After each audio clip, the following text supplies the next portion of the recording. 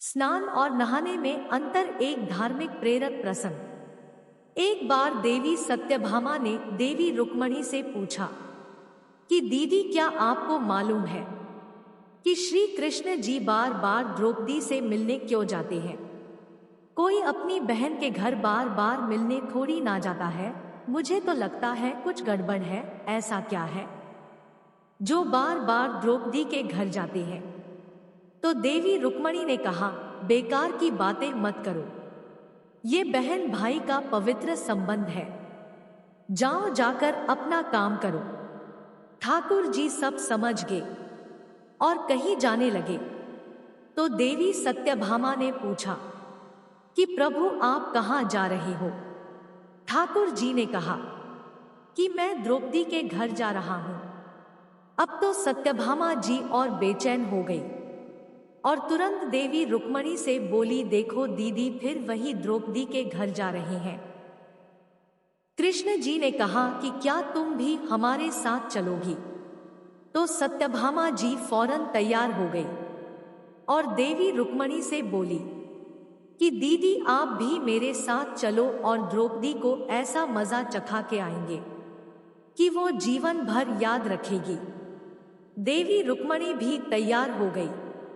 जब दोनों देवियां द्रौपदी के घर पहुंची तो देखा कि द्रौपदी अपने केश संवार रही थी।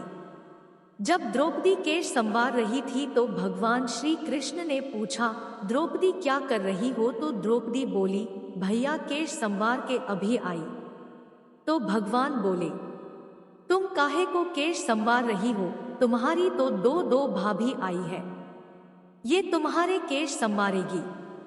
फिर कृष्ण जी ने देवी सत्यभामा से कहा कि तुम जाओ और द्रौपदी के सिर में तेल लगाओ, और देवी रुक्मिणी, तुम जाकर द्रौपदी की चोटी करो।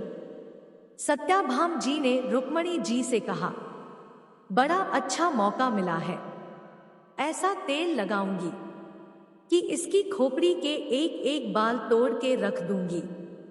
और जैसे ही सत्यभामा जी ने द्रौपदी के सिर में तेल लगना शुरू किया और एक बाल को तोड़ा तो बाल तोड़ते ही आवाज आई, हे कृष्ण। फिर दूसरा बाल तोड़ा, फिर आवाज आई, हे कृष्ण। फिर तीसरा बाल तोड़ा तो फिर आवाज आई, हे कृष्ण।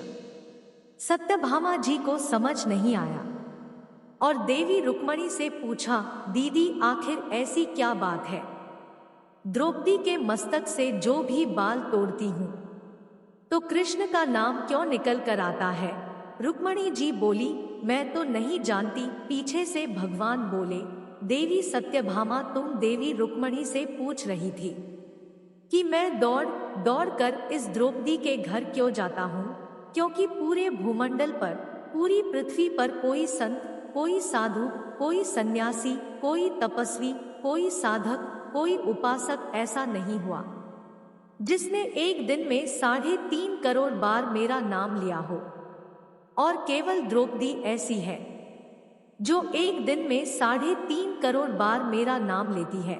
इसका मतलब यह प्रतिदिन स्नान करती है, इसलिए उसके हर रोम में कृष्ण नजर आता है और इसलिए मैं रोज इसके पास आता हूँ। इसे कहते हैं स्नान, जो देवी द्रौपदी प्रतिदिन किया करती थी।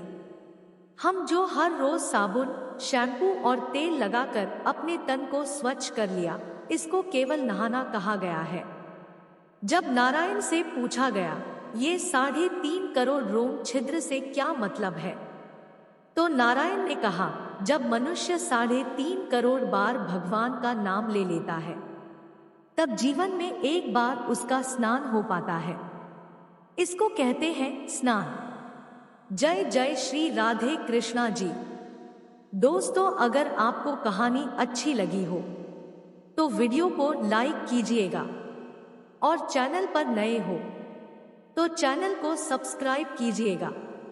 हमारे साथ अंत तक बने रहने के लिए धन्यवाद।